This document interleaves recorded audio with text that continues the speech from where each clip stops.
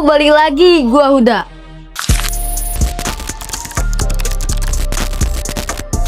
Seperti yang kalian lihat, gue masih bocil kelas 8 MTS.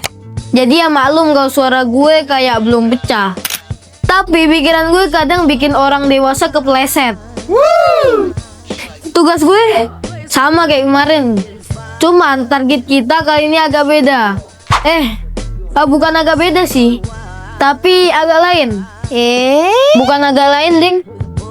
Memang lain orang satu ini. Mari kita buka pandangan matanya. Opini semu kita ubah jadi fakta yang nyata. Episode kali ini kita akan membahas seseorang yang buat konten dengan judul "Energi buat mondok itu sia-sia".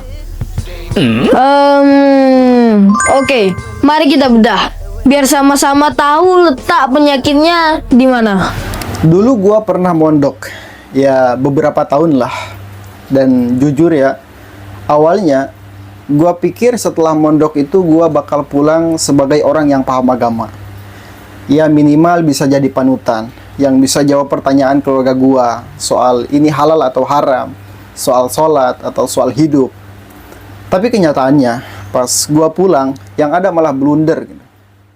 Katanya mondok bertahun-tahun pulang malah blunder. Bro, itu bukan blunder. Itu lunya aja yang gagal paham cara kerja ilmu. Mondok lu kira kayak kursus kilat, jadi ustadz dalam 30 hari. Logikanya gini, kalau mahasiswa kedokteran 3 tahun belajar anatomi, terus belum bisa operasi jantung, apakah kita harus bilang fakultas kedokteran gagal? Kan enggak. Dia baru belajar pisau bedah, belum paham anatominya, apalagi pegang pasien hidup. Ilmu itu ada marotipnya atau tahapannya, dari dasar, menengah, sampai tinggi. Kayak bayi mulai tengkurap, merangkak, baru bisa jalan, terus baru bisa naik sepeda. Kalau ada bocah umur 3 tahun maksa balapan MotoGP, terus nuduh orang tuanya gagal ngajarin dia naik motor, ya jelas konyol lah. Nah, lu juga begitu, baru nyicip ilmu alat, baru hafal rumus dasar, tapi udah sok-sokan nyalahin pesantren karena ngerasa nggak otomatis jadi ulama. Salah besar, bos. Bukan sistemnya yang rusak, cuman mindset lu aja yang kebanyakan ekspektasi instan. Dan ekspektasi instan itu penyakit, bukan alasan. Dan memang dalam tradisi ulama, ilmu itu nggak bisa instan. Ada bait masyhur, "Ala la tanalul ilma illa bisittatin sa'unbika an majmu'iha bibayanin zakain wa hirsin wa istibarin wa bulghatin wa irsyadi ustadin wa tuli zamanin." Artinya, ilmu itu hanya bisa diraih dengan 6 perkara: kecerdasan, kesungguhan, kesabaran, bekal yang cukup, bimbingan guru, dan waktu belajar yang panjang. Poin terakhir tuh, waktu belajar yang panjang, yang sering lu skip. Jadi, kalau lu merasa sia-sia, itu bukan energi mondoknya yang hilang, tapi sinyal pemahaman lu yang lagi buffering. Gua bingung gitu. Karena di pesantren, kebanyakan dulu itu gua diajarin ilmu nahu, sorof, balagoh, dan lain-lain sebagainya gitu. Memang tiap hari kita ngaji, tapi yang lebih banyak diajarkan tuh lebih fokus ke kalimat ini jumlah ismiyah atau fi'liyah. Kalau ismiyah mana mubtada dan khobarnya.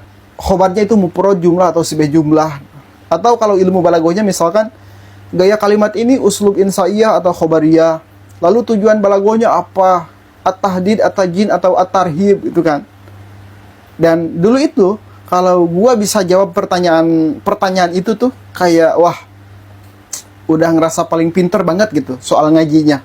Tapi realitanya pemahaman pokok tentang agamanya itu hampir nol gitu. Tambah lagi ada yang nyeletuk, mondok cuma dapet nahwu sorof, akidah sama fikihnya kosong. Hah? Itu statement atau bukti lu nggak pernah paham struktur ilmu?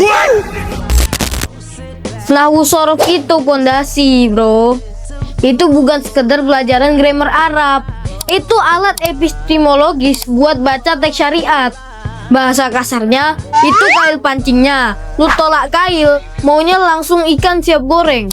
Tapi kalau lu cuma mau ikan siap goreng tanpa bisa mancing, itu sama aja kayak minta jawaban ujian tanpa ngerti cara dan rumusnya. Praktis iya, pintar enggak. Balaghah itu bukan hiasan retorika semata. Itu kunci rasa. Cara lu bener-bener ngeh gimana Quran ngomong. Kalau lu nggak belajar balaghah, ya lu stuck di terjemahan. Dan masalahnya, terjemahan itu tergantung siapa yang nerjemahin. Akhirnya lu gampang nyasar. Kayak orang ikut Google Maps, tapi nggak ngerti arah jalan aslinya. Tahu-tahu masuk sawah, terus salahin aplikasinya. Padahal yang dangkal siapa? Ya lu. Imam Syafi'i juga pernah bilang, waqala Syafi'i rahimahullah, man tabahhara fin nahwi tada ila kullil ulum. Ya'ni rahimahullahu ta'ala ulum syariah. Artinya, siapa yang mendalami ilmu nahwu, ia akan terbimbing kepada seluruh ilmu syariat. Jelas ya, nahwu shorof itu bukan hiasan, tapi kunci buat buka pintu fikih, akidah, tafsir, dan semua ilmu. Jadi, kalau lu keluar mondok terus bilang kosong, itu bukan ilmu dari pesantrennya yang kosong, tapi daya pikir lu yang lagi di mode pesawat. Ada orang yang nanya ke gua, kamu kan lulusan pesantren ya, kalau zakat penghasilan itu wajib gak sih? Dan di situ gue cuman bisa senyum gitu. Ya karena gue sendiri gak yakin jawabnya apa. Dan akhirnya gue nanya ke diri gue sendiri, gue mondok itu buat apa sih sebenarnya? Kalau gue cuma diajarin alat gitu, tapi gak ngerti cara makainya, ya gimana gue bisa survive di dunia luar gitu? Padahal realitanya, gak semua santri bakal jadi ahli tafsir, gak semua santri bakal jadi ustadz atau kiai. Bahkan sebagian besar mereka akan balik ke masyarakat, akan kerja, nikah, jalanin hidup yang benar sesuai syariat Islam gitu kan. Ya minimal tahu mana halal mana haram. Terus ada yang cerita, ditanya soal zakat penghasilan, jawabannya cuma senyum ala ikan pasta gigi. Astagfirullah. Itu kayak lu nanya soal artificial intelligence, tapi berharap jawabannya ada di buku TIK SMP tahun 90-an.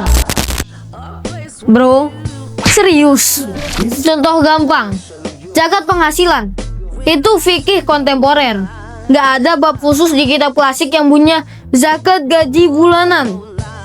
Jadi ulama beda-beda pendapat. Ada yang kias ke emas, ada yang ke perdagangan, ada yang analisa konteks sosial. Dan proses itu butuh alat. Nah, fungsi ilmu alat di sini biar lo bisa buka kitab, ngerti kaidah, narik benang merah, terus nimbang dalil dengan metodologi istinbat yang benar. Kalau lu nggak punya modal nahwu shorof, ya udah, siap-siap belibet kayak orang mau install software, tapi nggak ngerti kamen dasar komputer.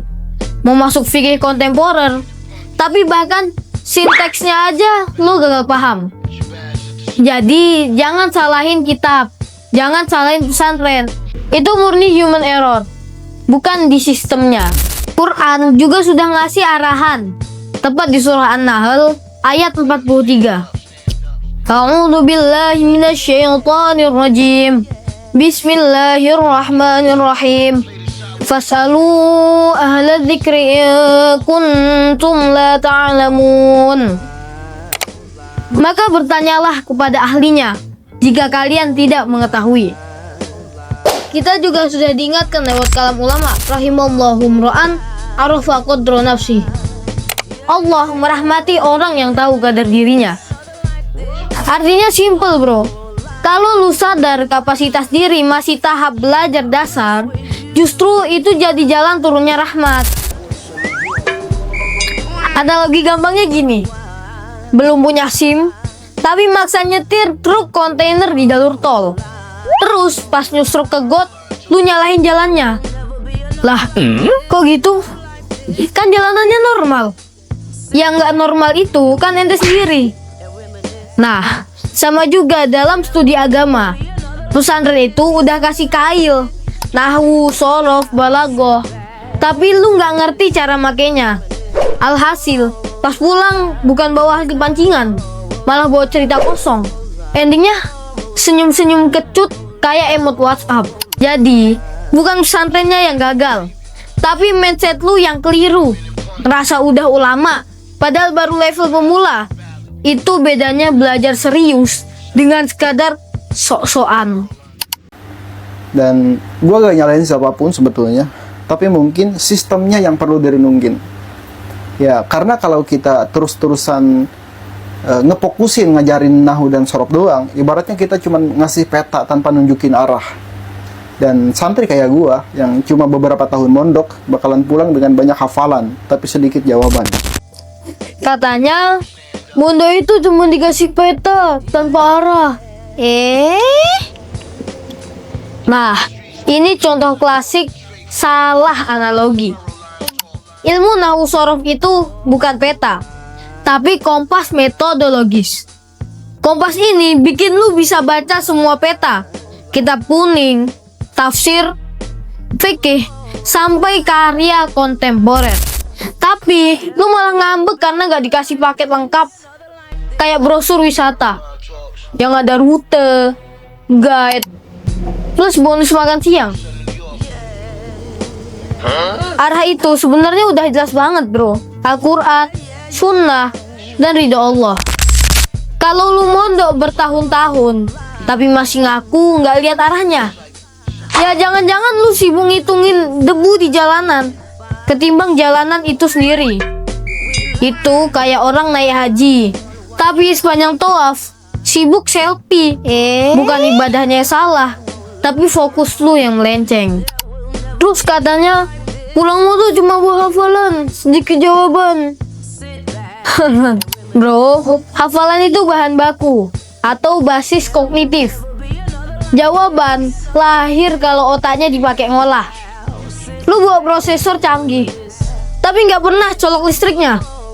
Ya, nggak menyala lah abangku. Hafalan itu justru modal.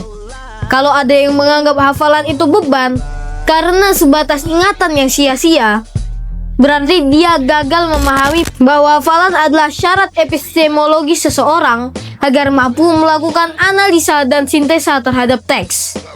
Jadi, makin banyak teks nyangkut di kepala, makin banyak juga yang nyusup ke alam bawah sadar. Harapannya, dari situ makna bisa diekstrak dan diterapin di hidup sehari-hari. Lagian, kalau hafalan aja lu masalahin, apalagi yang gak hafal. Lalu yang gak baca, tapi berani ngoceh seakan-akan paling ngerti. Jadi masalahnya bukan di sistem.